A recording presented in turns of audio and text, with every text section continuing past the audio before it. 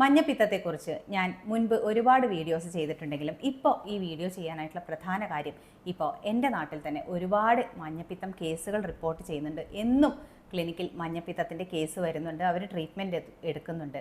പലപ്പോഴും പലരിലും തുടക്കത്തിൽ ചെറിയൊരു പനി മാത്രമായിരിക്കും കാണുന്നത്. ഈ ചെറിയ പനിക്ക് പാരസെറ്റമോൾ കഴിച്ചിട്ടാണ് മിക്കവരും വരുന്നത്.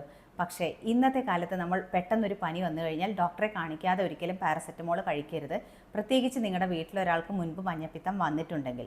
ഇനി അതുകൂടാതെ എല്ലാവരിലും കാണുന്ന ലക്ഷണം എന്ന് പറയുന്നത് നമുക്ക് നല്ല ക്ഷീണം, ഒട്ടും എണീറ്റ് നിൽക്കാൻ പറ്റാത്ത അവസ്ഥ, വിശപ്പില്ലായ്മ, ഭക്ഷണത്തോടൊരു താല്പര്യക്കുറവ്, ഇങ്ങനെയൊക്കെയാണ്.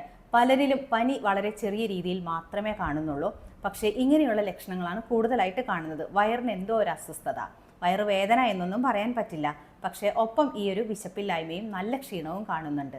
ഇങ്ങനെയുള്ള ലക്ഷണങ്ങൾ കണ്ടു കഴിഞ്ഞാൽ തീർച്ചയായിട്ടും നിങ്ങൾ മഞ്ഞപ്പിത്തം ടെസ്റ്റ് ചെയ്യണം. കാരണം അത്രത്തോളം കൂടുതലായിട്ട് നമ്മുടെ നാട്ടിൽ ഇപ്പോൾ അത് പെരുകിക്കൊണ്ടിരിക്കുകയാണ്.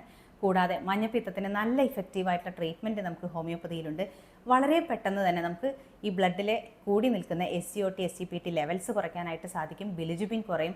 ഒപ്പം 1-2 ദിവസങ്ങൾ കൊണ്ട് തന്നെ നിങ്ങളുടെ ഈ വിശപ്പില്ലായ്മ, ക്ഷീണം പോലെയുള്ള ലക്ഷണങ്ങൾക്ക് വളരെ പ്രകടമായിട്ടുള്ള വ്യത്യാസം കാണുന്നുണ്ട്.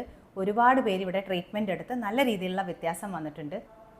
അപ്പോൾ ഈ വിവരം നിങ്ങൾ പരമാവധി എല്ലാവരിലേക്കും ഷെയർ ചെയ്യണം.